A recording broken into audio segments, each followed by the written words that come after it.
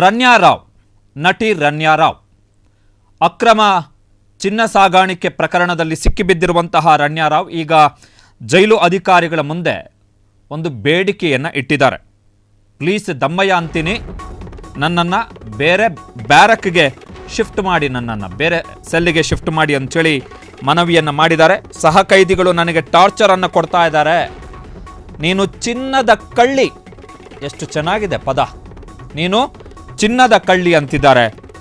ಏನು ಸಮಾಚಾರ, ಹೇಗಿದೆ ಜೈಲು ಅಂಥೇಳಿ ಹೀಯಾಳಿಸ್ತಾ ಇದ್ದಾರೆ.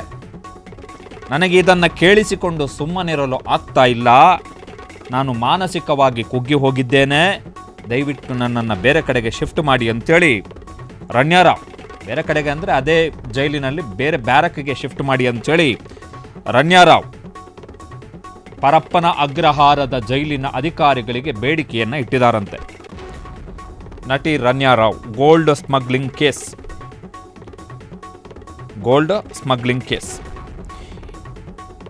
ಈಕೆಯ ವಿರುದ್ಧ ಜಾರಿ ನಿರ್ದೇಶನಾಲಯ, ಸಿಬಿಐ, ಅದರ ಜೊತೆಗೆ ಆದಾಯ ತೆರಿಗೆ ಇಲಾಖೆ ಐಟಿ, ಈ ಮೂರೂ ಸಂಸ್ಥೆಗಳು ಕೂಡ ತನಿಖೆಯನ್ನು ಮಾಡ್ತಾ ಇವೆ. ಈಕೆಗೆ ಜಾಮೀನು ಸಿಕ್ಕಿತ್ತು, ಆದರೆ ಈಕೆಯ ಮೇಲೆ ಇತರೆ ಪ್ರಕರಣಗಳು ಕೂಡ ದಾಖಲಾಗಿರೋದ್ರಿಂದಾಗಿ ಈಕೆಯನ್ನ ರಿಲೀಸ್ ಮಾಡಿಲ್ಲ ಜೈಲಿನಿಂದ. ಚಿನ್ನದ ಕಳ್ಳಿ ಅಕ್ರಮವಾಗಿ ದುಬೈನಿಂದ ಭಾರತಕ್ಕೆ ಚಿನ್ನ ಕಳ್ಳ ಸಾಗಾಣಿಕೆ ಮಾಡಿ ಬೆಂಗಳೂರಲ್ಲಿರ್ತಕ್ಕಂತಹ ಚಿನ್ನದ ವ್ಯಾಪಾರಿಗಳಿಗೆ ಅದನ್ನು ಮಾರಾಟ ಮಾಡಿ ಅದರಿಂದ ದುಡ್ಡನ್ನು ಮಾಡ್ತಾ ಇದ್ದಂತಹ ನಟಿ. ಹಾಗಾಗಿ ಜೈಲಿನಲ್ಲಿರುವಂತಹ ಸಹಕೈದಿಗಳು ಈಕೆಯನ್ನು ಚಿನ್ನದ ಕಳ್ಳಿ ಅಂತೇಳಿ ಕರೆಯೋದರಲ್ಲಿ ತಪ್ಪೇನೂ ಇಲ್ಲ, ಸಹಜವಾಗಿ ಕರೀತಾರೆ. ದುಬೈನಿಂದ ಚಿನ್ನ ತರಬೇಕಾದ್ರೆ ಸುಂಕ ಪಾವತಿ ಆಗಬೇಕು, ಕೇಂದ್ರ ಸರ್ಕಾರಕ್ಕೆ ಸುಂಕ ಪಾವತಿ ಆಗಬೇಕು. ಜೊತೆಗೆ ಲಿಮಿಟೇಷನ್ಸ್ಗಳು ಕೂಡ ಇದೆ, ಮಿತಿಗಳಿವೆ. ಯಾಕಂತ ಹೇಳಿದ್ರೆ ಚಿನ್ನ ಏನಕ್ಕೆ ಕಳ್ಳ ಸಾಗಾಣಿಕೆ ಮಾಡ್ತಾ ಇದ್ದಾರೆ ಅಂತ ಹೇಳಿದ್ರೆ ಅದಕ್ಕೆ ಸುಂಕ ಕೊಡಬೇಕು, ಒಂದು ಮಿತಿಗಳಿದ್ದಾವೆ.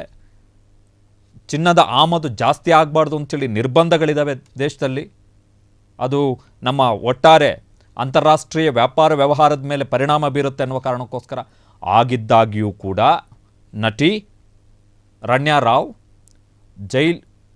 ದುಬೈನಿಂದ ಅಕ್ರಮವಾಗಿ ಚಿನ್ನವನ್ನು ತರ್ತಾ ಇದ್ರು, ತಂದಿಲ್ಲಿ ಚಿನ್ನದ ವ್ಯಾಪಾರಿಗಳಿಗೆ ಮಾರಾಟವನ್ನು ಮಾಡ್ತಾ ಇದ್ರು. ಸೊ ಚಿನ್ನದ ವ್ಯಾಪಾರಿಗಳು ಈಕೆ ತಂದಂತಹ ಈ ಅಕ್ರಮ ಚಿನ್ನಕ್ಕೆ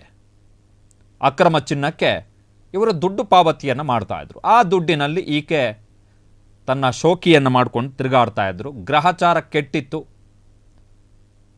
ಬೆಂಗಳೂರಿನ ಏರ್ಪೋರ್ಟ್ನಲ್ಲಿ ಸುಂಕಾಧಿಕಾರಿಗಳು ಈಕೆಯನ್ನು ಅರೆಸ್ಟ್ ಮಾಡಿದ್ರು. ಅದಾದ ಬಳಿಕ ಗೊತ್ತಾಗಿದ್ದೇನು ಅಂತ ಹೇಳಿದ್ರೆ ಪ್ರತಿ ತಿಂಗಳು ಈಕೆ ಹಲವಾರು ಬಾರಿ ದುಬೈಗೆ ಹೋಗಿ ಇದೇ ವ್ಯಾಪಾರಕ್ಕೋಸ್ಕರ, ಇದೇ ಡೀಲ್ಗೋಸ್ಕರ ಈಕೆ ಅಲ್ಲಿಗೆ ಹೋಗಿ ಬರ್ತಾ ಇದ್ರು. ಸೊ ಜೈಲಿನಲ್ಲಿ ಇಟ್ಟಿದ್ದಾರೆ. ಇಡಿ ಕೇಸ್, ಸಿಬಿಐ ಕೇಸ್, ಜೊತೆಗೆ ಐಟಿ, ಆದಾಯ ತೆರಿಗೆ ಇಲಾಖೆ. ಈಕೆ ಚಿನ್ನದ ಕಳ್ಳ ಸಾಗಾಣಿಕೆಯಲ್ಲಿ ಸಿಕ್ಕಿಬಿದ್ದ ಬಳಿಕ ಈಕೆಯ ಮಲತಂದೆ ರಾಮಚಂದ್ರ ರಾವ್ ಅವರನ್ನು, IPS ಅಧಿಕಾರಿ ಅವರನ್ನು ಕಡ್ಡಾಯ ರಜೆಯ ಮೇಲೆ ಕಳುಹಿಸಲಾಗಿದೆ. ರಾಮಚಂದ್ರ ರಾವ್ ಅವರ ಪ್ರಭಾವವನ್ನು ಬಳಸಿ ಈಕೆಗೆ ಎಸ್ಕಾರ್ಟನ್ನು ಕೊಡ್ತಾ ಇದ್ರಂತೆ. ಏರ್ಪೋರ್ಟ್ನಿಂದ ಈಕೆಯ ಮನೆಗೆ ಬರಲಿಕ್ಕೆ ಪೊಲೀಸ್ ಎಸ್ಕಾರ್ಟ್. ಸೊ ಹಾಗಾಗಿ ಅವರನ್ನು ಕಡ್ಡಾಯ ರಜೆಯ ಮೇಲೆ ಕಳುಹಿಸಲಾಗಿದೆ. ತನಿಖೆಗಳಾಗಬೇಕು, ವಯಲೇಷನ್ಸ್ ಆಗಿದೆ, ಸುಂಕ ಅಕ್ರಮ ಮಾಡಿದ್ದಾರೆ, ಸುಂಕ ವಂಚನೆ ಮಾಡಿದ್ದಾರೆ, ತೆರಿಗೆ ವಂಚನೆ, ದೇಶದ ಬೊಕ್ಕಸಕ್ಕೆ ನಷ್ಟ ಮಾಡಿದ್ದಾರೆ. ಕ್ಷಣ ಕ್ಷಣದ ಸುದ್ದಿಗಳಿಗಾಗಿ ಫ್ರೀಡಂ ಟಿವಿ ಸಬ್ಸ್ಕ್ರೈಬ್ ಮಾಡಿ, ಲೈಕ್ ಮಾಡಿ ಹಾಗೂ ಫಾಲೋ ಮಾಡಿ. ಹೊಸ ಸುದ್ದಿಗಳ ನೋಟಿಫಿಕೇಶನ್ಗಾಗಿ ಬೆಲ್ ಐಕಾನ್ ಮೇಲೆ ಕ್ಲಿಕ್ ಮಾಡಿ.